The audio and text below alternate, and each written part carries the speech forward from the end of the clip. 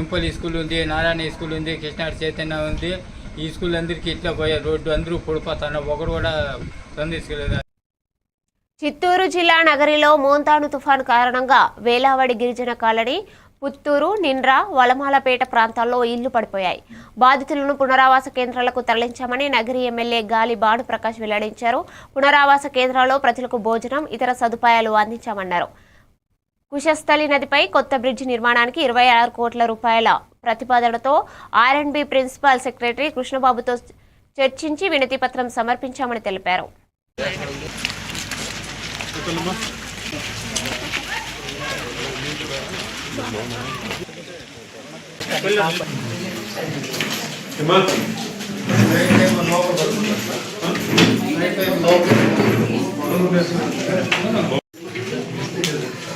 ఇవాళ ఈ వరద ఉధృతం వల్ల ఇక్కడ ఎస్టీ కాలనీ, వేలావడి ఎస్టీ కాలనీ కానీ అలాగే పుత్తూరులో కూడా కొన్ని ఇళ్లు దెబ్బతిన్నాయి. వాళ్ళంతా కూడా ఇక్కడ లీడర్స్ స్కూల్స్ లో తీసుకొచ్చి వాళ్ళ అకామిడేషన్ జరుగుతూ ఉంది. వాళ్ళకున్న వసతులు అన్ని కూడా కల్పించడం జరుగుతుంది. భోజనాలు కానీ అవన్నీ కూడా దగ్గరుండి ప్రభుత్వమే చూసుకుంటా ఉంది.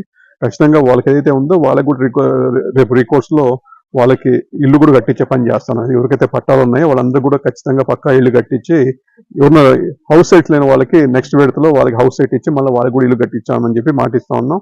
వాళ్ళకు కూడా తహసీల్దార్ గారికి, మళ్ళీ డిఈ గారికి, ఏఈ గారికి, మళ్ళీ మన ఆర్డీఓ గారికి కూడా మనం ఇక్కడ ఉన్నారు, వాళ్ళ సమక్షంలోనే వాళ్ళందరూ కూడా చెప్పడం జరిగింది. ఖచ్చితంగా వాళ్ళని టేకప్ చేస్తాం. అలాగే కుశస్థలి మీద మనకి ప్రతి సంవత్సరం కూడా వరద ఉధృతి ఎప్పుడైతే ఉందో అక్కడ కొద్దిగా డ్యామేజ్ అవుతా ఉంది. లాస్ట్ టైం కూడా మనం వచ్చినప్పుడు కొద్దిగా టెంపరీగా మరమ్మతులు చేసాము. ఇప్పుడు కూడా మన దెబ్బతింది. మొన్న last week principal secretary Krishnababu గారికి కూడా ఇవ్వడం జరిగింది. దాదాపు 26 కోట్ల ప్రపోజల్ తీసుకెళ్లి ఇది ఖచ్చితంగా పర్మనెంట్ సొల్యూషన్ కావాలి, దీన్ని ఎలివేట్ చేసి కట్టాలి, అప్పుడే కానీ ట్రాఫిక్ పాస్ కాదు. అప్పుడు ఎందుకంటే కృష్ణాపురం ఎప్పుడైతే గేట్లు ఎత్తారో ప్రతిసారి కూడా ఇక్కడ వరద ఉధృతి వస్తూ ఉంది.